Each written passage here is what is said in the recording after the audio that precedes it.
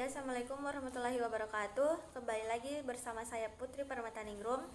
Kali ini saya akan membahas materi tentang masalah-masalah dalam belajar. Adapun topik pembahasan sebagai berikut. Yang pertama, pengertian kesulitan belajar. Yang kedua, karakteristik belajar peserta didik. Yang ketiga, gejala kesulitan belajar. Dan yang keempat, kriteria kesulitan belajar. Yang pertama, saya akan menjelaskan tentang pengertian kesulitan belajar.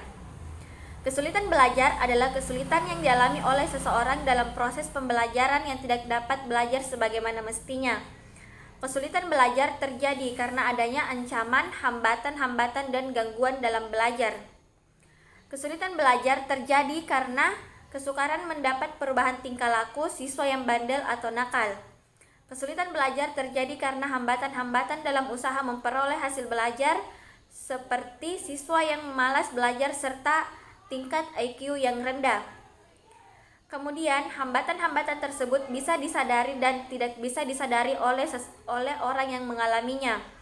Hal ini biasanya terjadi pada anak yang mengalami depresi atau tekanan yang disebabkan ada masalah pribadi dalam keluarga. Hambatan-hambatan tersebut dapat bersifat psikologis, sosiologis, maupun fisiologis. Hambatan-hambatan tersebut menyebabkan siswa tidak dapat belajar sebagaimana mestinya, sehingga prestasi yang diperoleh berada di bawah yang seharusnya atau kemampuannya. Baik, selanjutnya karakteristik belajar peserta didik. Dalam bukunya Sardiman tahun 2011 halaman 120 menyebutkan bahwa terdapat 3 macam hal karakteristik atau keadaan yang ada pada siswa yang perlu diperhatikan oleh guru, yaitu yang pertama, karakteristik atau keadaan yang berkenan dengan kemampuan awal siswa, misalnya kemampuan intelektual, kemampuan berpikir, dan lain-lain. Yang kedua, karakteristik atau keadaan siswa yang berkenan dengan latar belakang atau status sosial. Dan yang ketiga, karakteristik atau keadaan siswa yang berkenan dengan perbedaan-perbedaan kepribadian seperti sikap, perasaan, minat, dan lain-lain. Berikutnya, gejala kesulitan belajar. Berikut ini beberapa gejala kesulitan belajar pada anak. Yang pertama, anak mengalami keterlambatan berbicara dibandingkan anak seusianya. Yang kedua, anak mengalami kesulitan dalam pengucapan kata, penguasaan jumlah katanya minim, dan tidak mampu menemukan kata yang sesuai untuk suatu kalimat.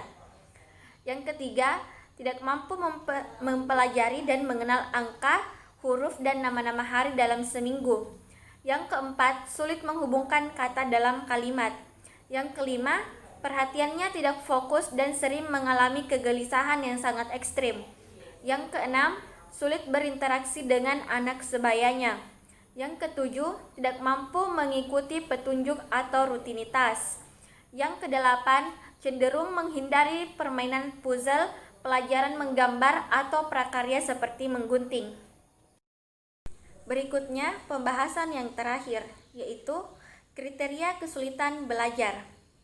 Yang pertama, ditinjau dari tujuan kurikulum, siswa yang memiliki kinerja dan prestasi yang rendah karena tidak mampu mencoba standar kurikulum termasuk siswa yang low level mastery. Yang kedua, ditinjau dari potensi diri, inteligensi, bakat, minat, dukungan sosial ekonomi, fasilitas belajar, usaha atau motivasi belajar. Contoh, underachievement dan slow jammer. Yang ketiga, ditinjau dari teman-teman kelas, tingkat kemampuan teman sebayanya, nilai rata-rata kelas, siswa yang prestasinya rendah termasuk lower group. Ya, sekian materi dari saya. Wassalamualaikum warahmatullahi wabarakatuh.